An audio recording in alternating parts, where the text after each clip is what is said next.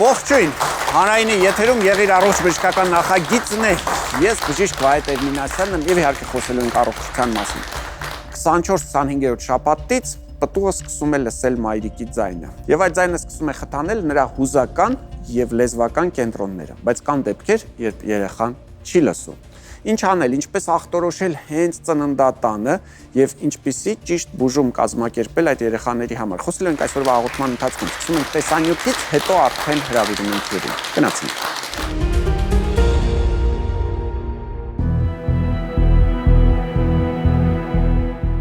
Ձայները մեր իրականության անբաժան մասն են, բայց պատկերացրեք, որ հանկարծ աշխարհը դառնում է անձայն։ Սա ֆանտաստիկայի ժանրից չէ, այլ նման լուռ աշխարհում ապրող միլիոնավոր մարդկանց իրականությունը։ Առողջապահության համաշխարհային կազմակերպության վերջին տվյալներով աշխարհում ավելի քան 1.5 միլիարդ մարդ ապրում է լսողության այս կամ այն աստիճանի կորստով։ Դա երկրագնդի բնակչության մոտ 20%-ն է։ 430 միլիոնն ունեն խոր կամ հաշմանդամություն առաջացնող լսողական խնդիրներ։ Եթե միջոցներ չձեռնարկվեն, մինչև 2050 թվականը այս թիվը կարող է հասնել 2.5 միլիարդի։ Սա նշանակում է, որ յուրաքանչյուր 4-րդ մարդ կունենա լսողական խնդիր։ Լսողության կորստի հետևում հաճախ կանգնած են հիվանդություններ, որոնցից կարելի է պաշտպանվել։ Մենինգիտը, կարմրուկը և քրոնիկական օտիտները խլության հիմնական պատճառներից են։ Հատկապես վտանգավոր են ապագա մայրիկի հղիության ընթացքում կրած վարակները, որոնք կարող են դառնալ երեխայի բնածին խլության պատճառ։ Բացի գենետիկայից, վարակներից և տարիքային փոփոխություններից այսօր ամենամեծ վտանգը բարձր ձայնն է։ Ավելի քան 1 միլիարդ երիտասարդ ռիսկի գոտում է ականջակալներով երկար ժամանակ բարձր երաժշտություն լսելու պատճառով։ Հայաստանում հաշվառված է լսողական խնդիրներ ունեցող շուրջ 4000 մարդ, սակայն մասնագետների կարծիքով իրական թիվն ավելի մեծ է, քանի որ շատերը չեն դիմում հետազոտության։ Հայաստանում գործում է նորածինների լսողության պետական սքրինինգի ծրագիրը։ Եթե խնդիրը հայտնաբերվում է կյանքի առաջին ամիսներին, երեխայի խոսքի և զարգացման հապաղումը հնարավոր է կանխել երբեմն անգամ 100%-ով։ Լսողության կորստի դեպքերի 60%-ը հնարավոր է կանխարգելել վաղ փուլում։ Ժամանակակից տեխնոլոգիաները լսողական սարքերից մինչև կոխլեար իմպլանտներ թույլ են տալիս մարդկանց կրկին ապրել լիարժեք կյանքով։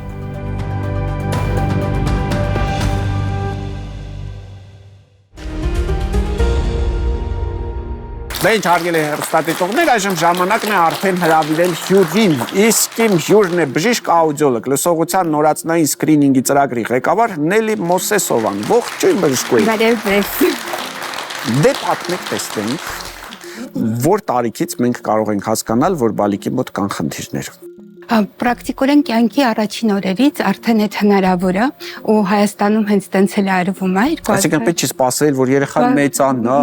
մենք ինչ-որ բաներ նկատենք, չնկատենք, ուշացնենք եւ այլն եւ այլն։ Ոչ, Հայաստանում այս պահին գործում է լսողության նորածնային սկրինինգը, 2008 թվականից ներդրվեց պիլոտային ծրագիր, 2018 թվականից ծրագիրը դառավ պրակտիկորեն համապարփակ ու հիմա գրեթե 90%-ից ավելի նորածիններ հնարավորություն ունեն ստուգվելու դեռ ծննդատանը առաջին օրերին կյանքի։ Հայաստանում էլ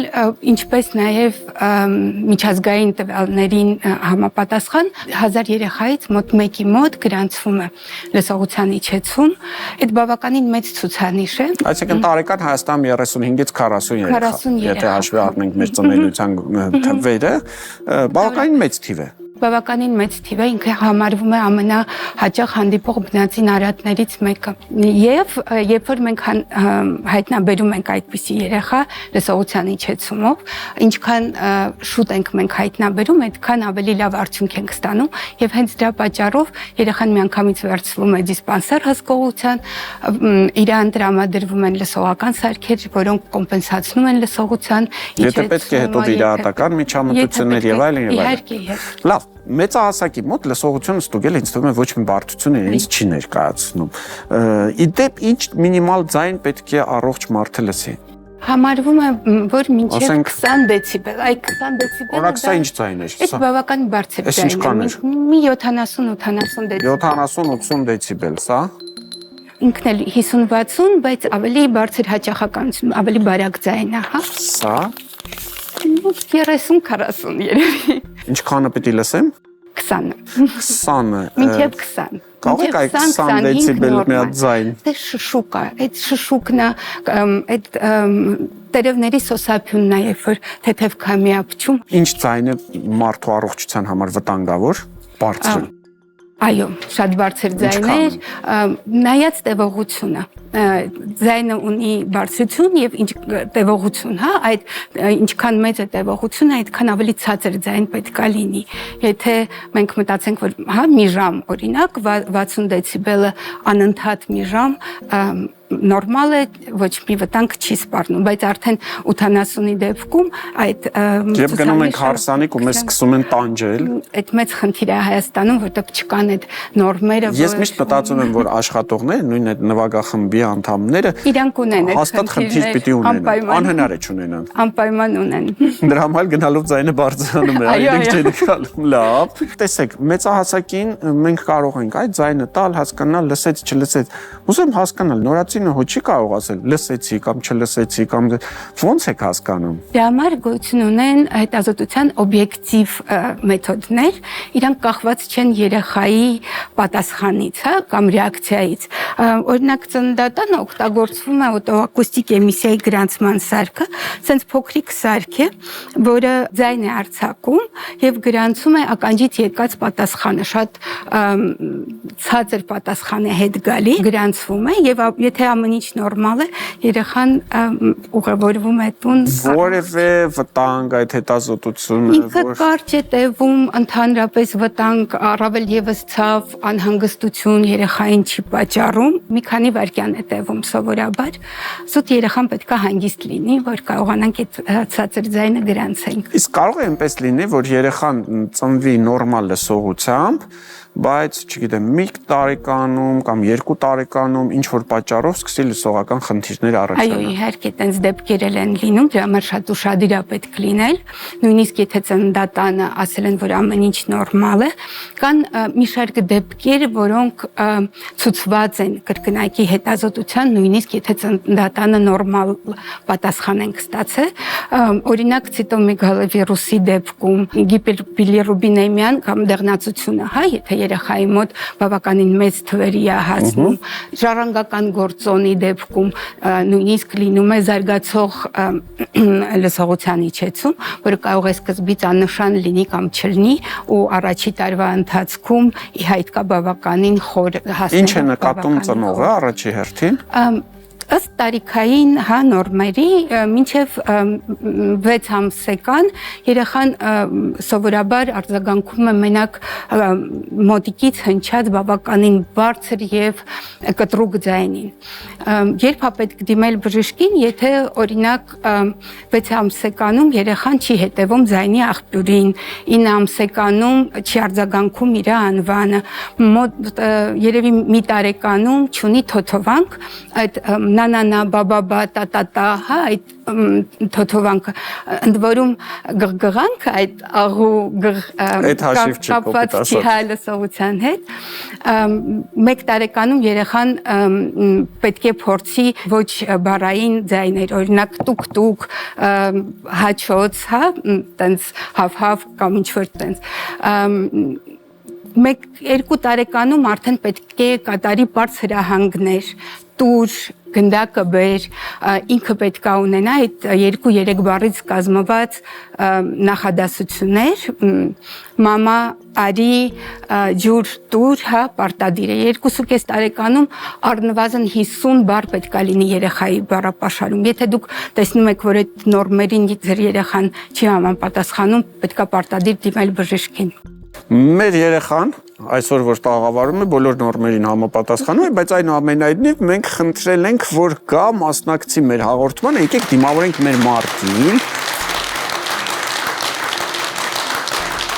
Ողջույն։ Քանի տարեկան ես։ 6 Ամեն ինչ լավ լսում ես։ Ինչ։ Ամեն ինչ լավ լսում ես։ Հա։ Այ դու խորամանկ շունիկ։ Հիմա մի հատ իրար հետ խաղ ենք խաղալու։ Ականջակալները դնելու ենք ականջներիդ։ Քեզ տալու ենք այս կապիկը։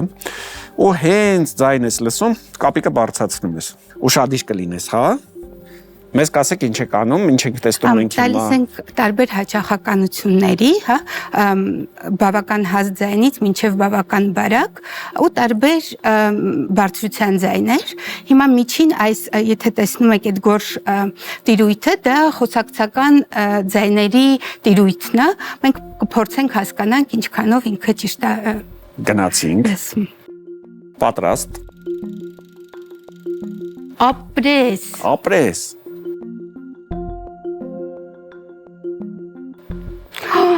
Շատ ապրես։ Շատ լավ է։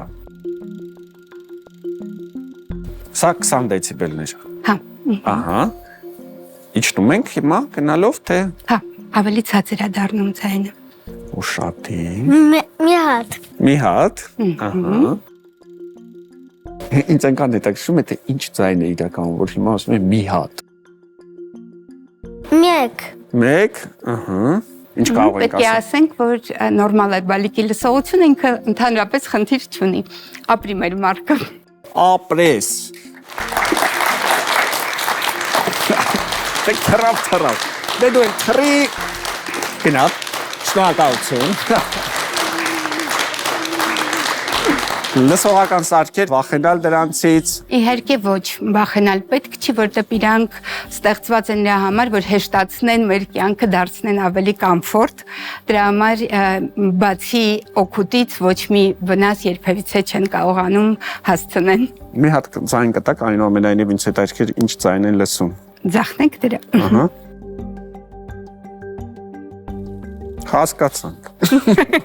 Դե ինչ հարգելի հեռուստադիտողներ, մենք խոսում ենք լսողության մասին, շարունակեք դիտել մեր հաղորդումը, առջևում դեռ կան շատ հետաքրքիր թեմաներ։ Շնորհակալություն, մնացեք լսում։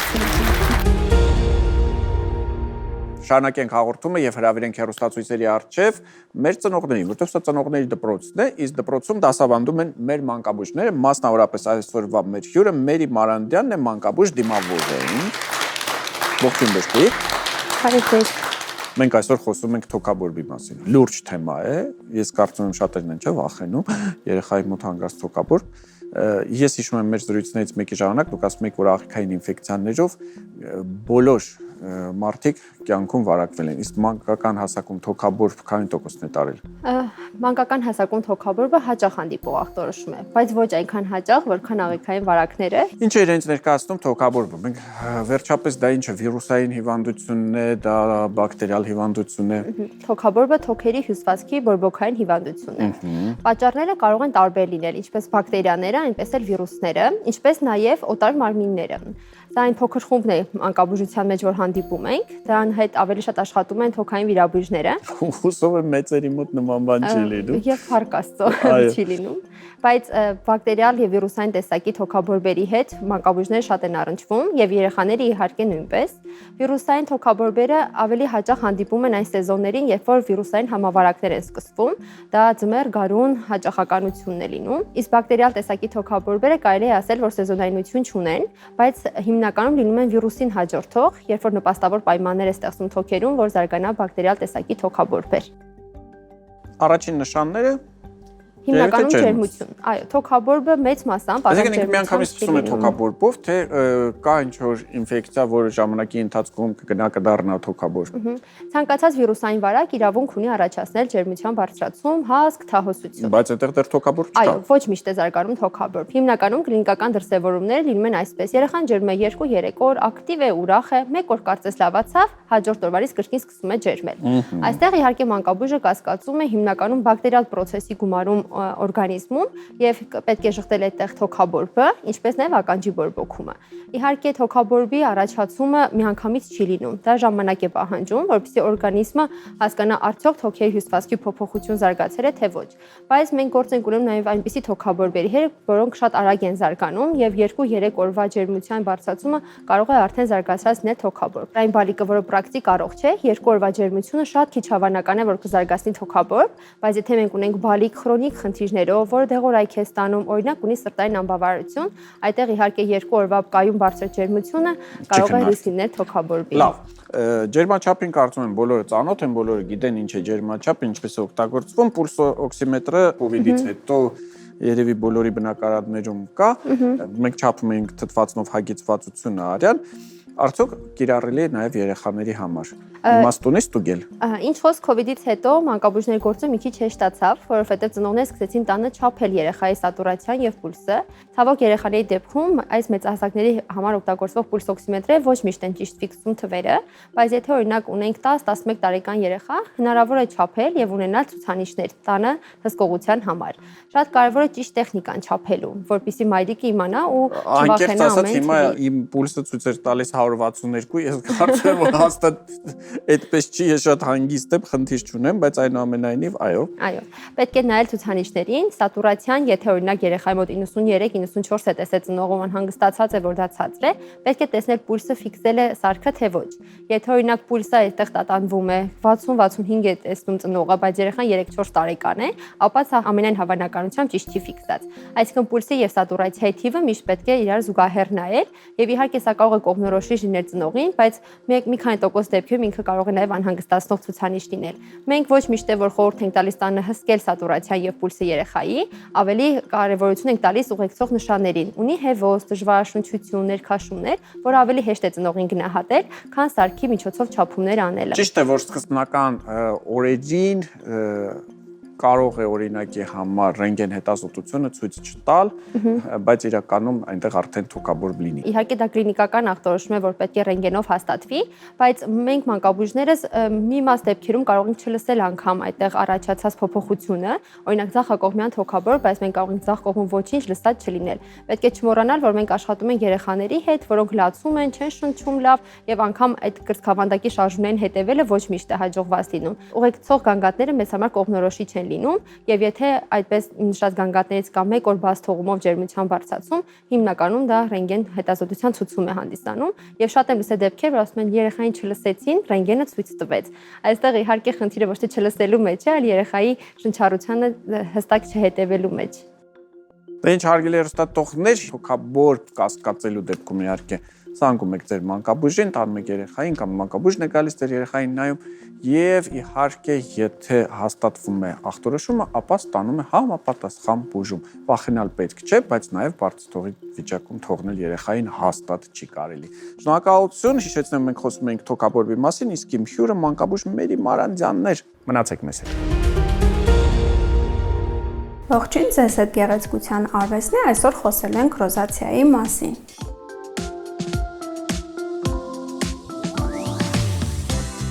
Ռոզացիան մաշկի այն հիվանդություններից է, որը որ տեղակայվում է հիմնականում դեմքի կենտրոնական հատվածում, ճակատի, քթի, այտերի եւ ծնոտի շրջանում։ Հիմնականում ուղեկցվում է դեմքի կարմրությամբ եւ մանր մազերոնոթային ցանցի առկայությամբ։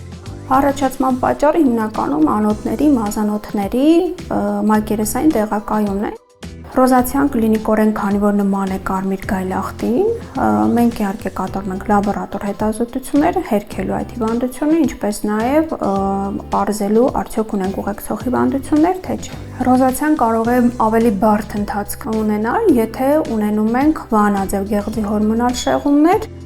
շաքարային դիաբետ, ստամոքսային տրակտի կողմից հելիկոբակտեր ինֆեկցիայի առկայություն, ինչպես նաև դեմոդեկոզ տզի քանակի ավելացում։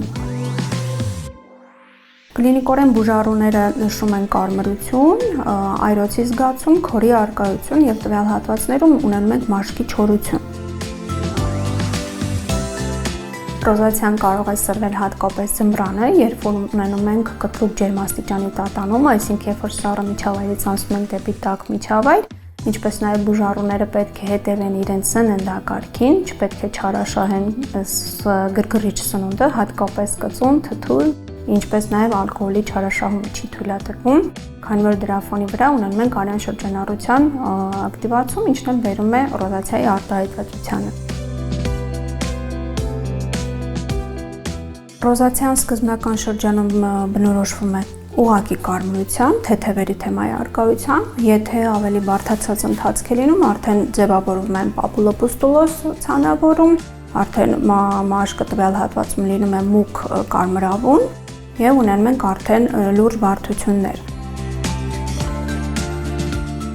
Բուժման մեջ կիրառում ենք դեղորայքային բուժում, ներքին ընդունման ձևով եւ արտաքին քսուկների օգտագործումը։ Թույլատրվում է նաև լազերային միջամտություններ կարմրությունը հանելու համար, բայց դա պետք է իրականացվի ռոզացիայի հանգստի փուլում, երբ որ ունենք մենք թույլ կարմրություն։ Եթե թարախային էլեմենտներ ունենք կամ դեմոդեկոստի առկայություն ունենք, չենք կարող իրականացնել պրոցեդուրան, քանի որ կունենանք ել ավելի բարդացած վիճակ։ Ռոզացիայի հիվանդության ժամանակ շատ կարևոր է տնային խնամքը, պետք չէ օգտագործել սպիրտ պարունակող կոսմետիկ միջոցներ, նշանակում ենք ավելի զգայուն, մաշկի համար նախատեսված փափուկ հանգստացնող միջոցներ։ Ռոզացիան դատավճիռ չէ, եւ եթե բուժառում կատարի բժշկի ցուցումները, թե տնային խնամքը, թե ներարկումային միջամտությունները, մենք կարող ենք ունենալ երկարատև ռեմիսիա եւ ունենալ բուժված եւ խնամված դեմք։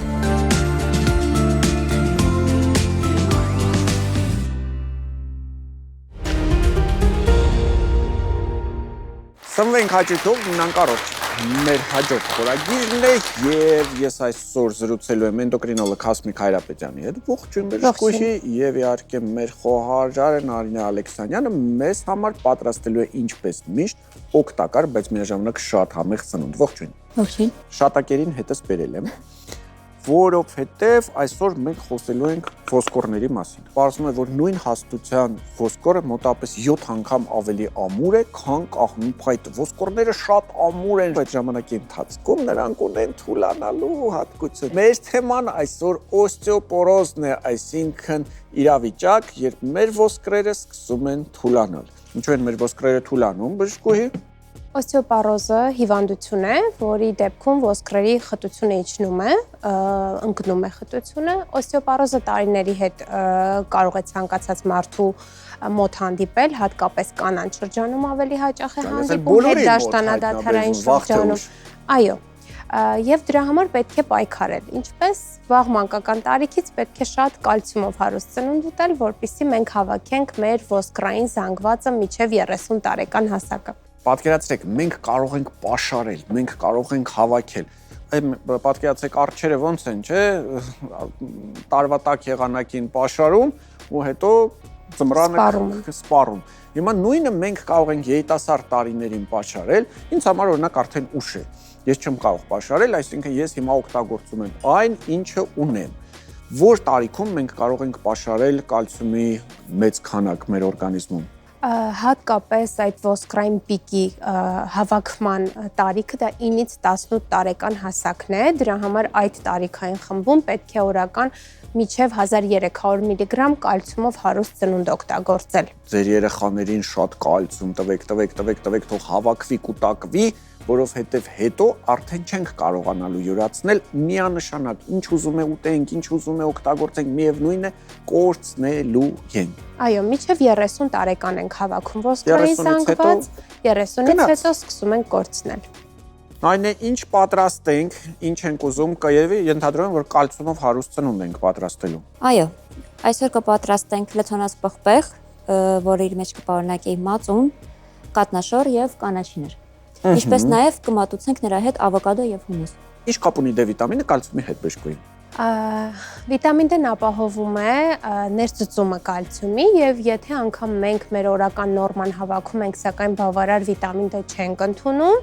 ապա ներծծումը չի իրականացվում։ Այսինքն կալցիում ընդունելու դեպքում պարտադիր պետք է ընդունել նաեւ վիտամին D։ Դրա համար էլ բազմաթիվ ընկերություններ, երբ արտադրում են կալցիում, նրանց հաբերի մեջ բաղադրության մեջ վիտամին D-ն էլ միասին գալիս է։ Այ իմաստը իրականում հենց դրա մեջ է, որպեսզի կալցիումն ու վիտամին D-ն միասին լինեն։ Իդեպ հաբեր, թե օրինակ ակտիվ ապրելակերպ, որովհետև ապացուցված է, որ пассив ապրելակերպի ժամանակ մենք ավելի արագ ենք կորցնում կալցիումը։ Հիմա ես пассив եմ, ես չեմ ուզում, վարժություններ չեմ ուզում, ոլորում եմ ֆիզիկական աշխատանք, գնամ դեղատնից մի քիչ կալցիում կվերցնեմ, մի քիչ վիտամին D կվերցնեմ ու բացարձակապես խնդիր չեմ ունենա։ Երբ մենք ամեն մի հիվանդությանը խորհուրդ ենք տալիս առողջ ապրելակերպ եւ ֆիզիկական ակտիվություն, դա իրականում հենց այնպես չէ, պարզապես խոսքերի համար չէ։ Ցանկացած դեպքում ֆիզիկական ակտիվությունը շատ կարեւոր է, շաբաթական գոնե 150 րոպե մարդը պետք է ունենա ֆիզիկական ակտիվություն, որպեսզի առողջ ոսկրեր ունենա, առողջ մարմին ունենա, հավելյալ քաշ չունենա եւ իհարկե ոսկրերի ռեմոդելավորման համար, այդ վերակառուցման համար, հա, նույն էլ ոսկրային խտության հավաքման համար մեզ անհրաժեշտ է նաեւ ֆիզիկական ակտիվություն։ Այսինքն ինչքան ուզում եք դուք ամենալավ բրենդային ընկերություններից գնված վիտամին D-ն, կալցիումը, ինչքան ուզում եք բացմոցի վրա պարկած խմեք, դա առանձնապես մեծ օգուտ չի տալու, որովհետև եթե դուք չունեք ֆիզիկական ակտիվություն, 150 րոպե շաբաթվա ընթացքում, նայն է 150 րոպեն շատ է թե քիչ շաբաթվա ընթացքում։ Քիչ։ Քիչ է։ Դուք ավելի շատ եք ակտիվ, դուք ավելի շատ եք վազում, դուք ավելի շատ եք սպորտով զբաղվում, ապրիմերն այն են։ Շատ է թե քիչ, որոշեք ինքներդ, որովհետև ֆիզիկական ակտիվություն չի նշանակում, որ գնացինք աշխատանքի կամ չգիտեմ ինչ որ աստիճաններով բարձրացանք, ոչ, մենք խոսում ենք ակտիվության մասին, ինչ որ սպորտաձև, թեկուզ խաղային, վազք, ֆուտբոլ գնացի խաղացի 2 ժամ կամ վազեցի կամ եւ այլն, առնվազն 150 րոպե շաբաթական, որ սննդատեսակներն են կալցիումով ամենահարուստները։ Կալցիումով ամենահարուստն են ձկնատեսակներից մանր ոսկրեր ունեցող սարդինյա տեսակի ձկնատեսակները եւ իհարկե կատնամթերքն է շատ հարուստ։ Դրա համար, երբ որ մոդայիկ տրենդերին են հետևում, լակտոզ ֆրի ենք եւ այլն, այս դեպքում եւս պետք է չմոռանալ, որ կարող ենք ունենալ հետագայում օստեոպարոզի ռիսկ եւ կատնամթերքը լիովին բացառել սննդակարգից չի կարելի։ Իհարկե սերմերը, քունջուտ, ասում են քունջուտը ֆանտաստիկ շատ պարունակում։ Այո, քունջուտն էլ է շատ պարունակում, բայց ամենաշատը սարդինյա տեսակի ձկնամթերքները։ Ինչ կասեք սուրճ, ալկոհոլ, օստեոպորոզ կապի մասին։ Ես կարող եմ ասել, որ ալկոհոլը չունի անվտանգ չափաբաժին, բայց թույլատրելի չափաբաժին ունի, նույնն էլ կարող եմ ասել սուրճի դեպքում, սակայն սուրճը կալցիումի ներծծումը վատացնում է։ Խանգարում է։ Այո, դրա համար պետք չէ համադրել կալցիումով հարուստ սնունդը սուրճի հետ։ Էլի չի թողնելու, որպեսզի ձեր օրգանիզմը ներծծի, այսինքն որ այդ կալցիումը դուք հիմա կարող եք այսպիսի ֆանտաստիկ համեղ սննդատեսակներ օգտակար պատրաստել, ուտել եւ վրայից մեկ գավաթ սուրճ։ Եվ վերջ, ոչ մի բան չի ստացվի, ոչ մի օգուտ չենք ունենա։ Նայն է սա մեզ մոտ նախաճաշ է։ Այո, հիմնականում սա ավելի հարմար է նախաճաշի ժամանակ, բայց չի բացառվում, որ կարող ենք նաեւ մնացած օրվա ժամերին ամեն ինչ պատրաստ է։ Այո։ Փոխանցեք ինձ։ Ինչ կասեք, ինչ ունենք այստեղ։ Այստեղ ունենք բարտացխաջուր հացի տեսքով, սպիտակուցներ ունենք, կալցիում ունենք, սպիտակուցներ հումուս է, հա, այստեղ։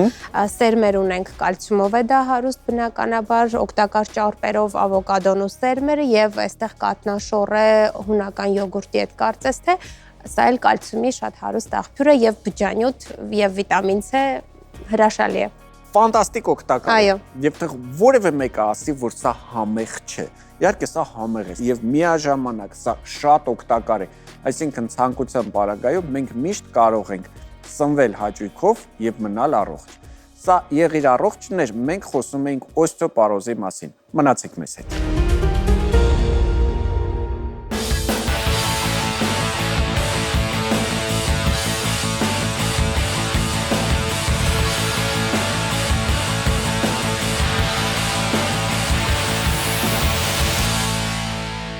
Խոսենք շատ արդի թեմայից, հենաշարժողական համակարգի խնդիրներից, որի էպիկենտրոնում, այսինքն հիմքը ողնաշարն է։ Մի քանի բառով ներկայացնեմ ընդհանուր նորմալ կազմությունը ողնաշարի, այսինքն ողնաշարը ունի նորմալ ֆիզիոլոգիական 4 դիրքեր՝ պարանոցային հատվածում լորդոզ, կրծքային հատվածում կիֆոզ, գոտկային հատվածում լորդոզ եւ սրբոսկրային հատվածում կիֆոզ։ Սա իր նորմալ ֆիզիոլոգիական դիրքերն են։ Նորմալ մենք պետք է ունենանք այս բոլոր կորությունները, որպեսզի ողնաշարը ծանրաբեռնվածությունը հավասար բաշխի։ Մեխանիզմը նրա համար է, որպեսզի կարողանանք մենք բոլոր ֆիզիկական գործողություններ կատարելիս ունենանք ծանրության ճիշտ տեղաբաշխում։ Երբ մենք ունենում ենք նորմալ ֆիզիոլոգիական դիրքերի շեղում, այսինքն լորդոզի աստիճանը նշվածից 20-ից 50 աստիճանից ավել է կամ ավելի քիչ պակաս է, համարում ենք դա խնդիր կամ շեղում։ Ինչը առաջանում այս դեպքում։ Որովայնի մկանները թուլանում են, այսինքն խորանիստ մկանները, փսոասը, տազի դիրքը շեղվում է, կոնքը գալիս է մի փոքր առաջ, մեջքի մկանները ստորին հատվածում թուլանում է, այսինքն մենք ունենում ենք կոնքազրային հոդում անկայուն վիճակ։ Իսկ կիֆոզը առաջանում է նորից նստակյաց վիճակից, սխալ դիրքից, որոշ դեպքերում զարգացման որոշակի խնդիրներից, զարգացման շեղումներից, այս դեպքում առաջանում է կիֆոզի դեպքում։ Ուսերը մի փոքր առաջ է գալիս։ Կրծքային կիֆոզը ավելի է արտահայտվում, թուլանում է մեջքի մկանները, լարվում է կրծքամկանները։ Հիմա ցույց կտամ մի բարձրավարժություն լորդոզի համար, որի ժամանակ ներգրավված են մի շարք մկանախմբեր։ Ոտքերը ծալած ծնկան հոտում, պարկում ենք մեջքի, դանդաղ բարձրացնում ենք վեր, մաքսիմալ կետում, փորի մկանները հավաքած, տազի մկանները հավաքած, որպեսզի ծնկից դեպի պորտ ունենանք դիագոնալ գիծ։ Դանդաղ իջնում ենք ներքև, արտաշունչով բարձրանում ենք վերև, ֆիքսում ենք, հիշում ենք մաքսիմալ կետում, դիագոնալ դիրք, պորտը ներս, տազի մկանը հավաքած։ Այս վարժությունը կօգնի կոնքի առաջ թեքված լինելու, փսոաս մկանի աշխատանքին, տազի մկանին, այսինքն ամուր կոնք ունենալու համար։ Կարող են կատարել այս վարժությունը 2 մոտեցումով 15-ից 20 կրկնությամբ։ Հիմա ցույց կտամ մի քանի պարզ վարժություններ կրծքային կիֆոզի համար, այսինքն կեցվածքային մկանների աշխատանքն կատարելու։ Պարկում ենք փորի։ Գլուխը հատակից մի փոքր բարձր, ձեռքերը ուղղում ենք առաջ, ուսերից մի փոքր լայն, արտաշունչով թիակների հաշվին, այսինքն թիակային մկանների, ոչ գոտկատեղի, ձգվում ենք դեպի վեր, արտաշունչ, շունչ, ձեռքերը մի փոքր ավելի լայն ենք բացում, որպեսզի մկանները աշխատեն։ Արտաշունչ, կատարում ենք 2 անգամ 20 հաշվով։ Այս վարժությունը ձեզ կօգնի ունենալ ուղիղ մեջք, ֆիքսված ուսեր, այսինքն ուսերը հետ աշխատանքը կեցվածքային մկանների հետ է։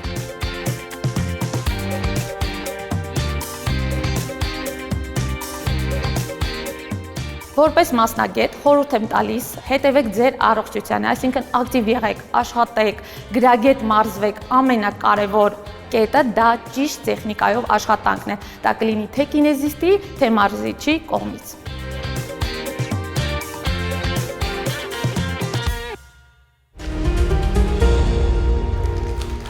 Լսելու կարողությունը ամեն մեկին չէ տրված, շատերը չունեն որևէ օրգանական խնդիր, բայց չգիտեն ուրիշներին լսել։ Մյուսները ցավոք սրտի շատ կուզենային լսել, բայց ունեն խնդիր լսողության հետ։ Մենք այսօր խոսում ենք լսողության սկրինինգի մասին եւ իհարկե բացատրում ենք, որ առաջին օրվանից կարելի է ստուգել երեխայի լսողությունը, հետեւել, անգամ եթե մեծ տարիքում կա խնդիրներ, դրանք փորձել լուծել։ Մեր նպատակն է, որ ձեզանից յուրաքանչյուրը լինի առողջ եւ իհարկե պահպանի այդ առողջությունը։ Եղիր առողջներ եթերում, կհանդիպենք։